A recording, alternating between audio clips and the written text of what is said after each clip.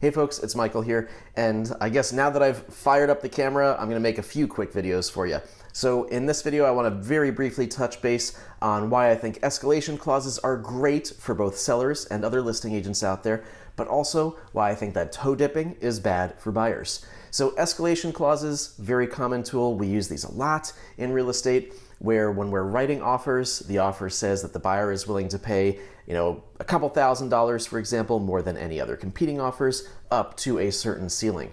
And that way, the house is kind of being sold in what is like a blind, silent auction. All right. This does require you to do a tiny bit of math, which I think is pretty easy to do. And in those other videos where I show you some comparison summary spreadsheets of multiple offers, you'll see that that can be pretty straightforward. But some sellers and some sellers' agents are not willing to allow escalation clauses because they don't want to do the math. They want it to be even simpler, or they just don't like them. They've maybe had a bad experience with them. I don't know what the case is there. But here's what I see happen. I work with a lot of buyers, and when I'm working with a buyer and we are prepping an offer with an escalation clause, they're usually thinking, okay, my max amount is this much. They've got some number in mind. But then we get this notification from the seller's agent saying, oh, no escalation clauses allowed, just to give your highest offer, simple as that, simple and straightforward. Well, every time that happens, and I mean every time for my entire career, the buyer will always say, okay, well, this was the max of my escalation clause. And then we get that notification, no escalation clauses, and they never raise it up.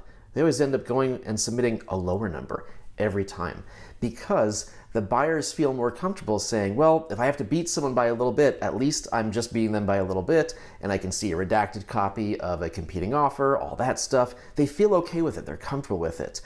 But if they're just they're just being told, that they have to submit their highest price, simple as that, they're like, well, I don't want to beat some other offer by 10,000 or 20,000 or 30,000. I only want to beat it by a little bit, 2,000, 5,000, whatever the case may be. And they always end up actually hedging their bet and making an even smaller offer. So sellers and sellers agents, I really think you're shooting yourselves in the foot when you don't allow escalation clauses. I think you could make your seller more money by allowing an escalation clause. I think you'd get more offers that are higher prices. I think you would do better. And I think it would help the buyers be more comfortable putting forward those aggressive escalation clauses. I think it's actually a win-win for everybody.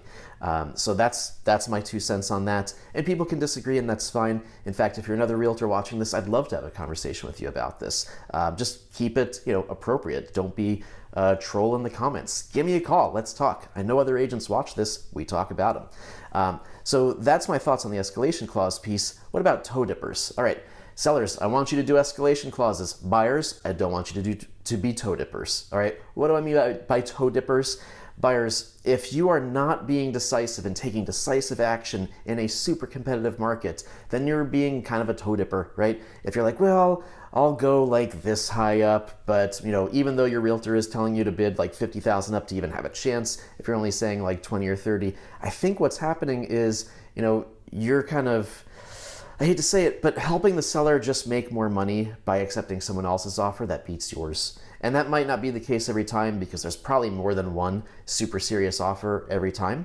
But if you're not playing to win, as I said before, if you're not playing to win, then I think you're just helping the seller make more money by invoking someone else's escalation clause. And I think you're making a really rough emotional roller coaster for yourself in the process.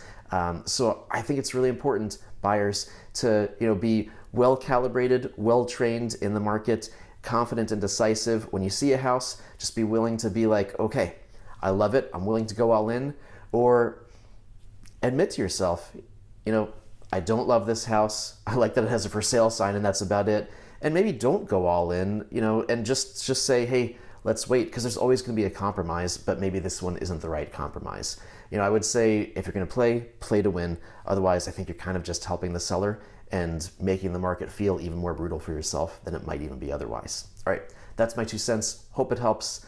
I hope you guys are getting some value out of these videos, and I really do appreciate you checking them out. Thanks, and bye for now.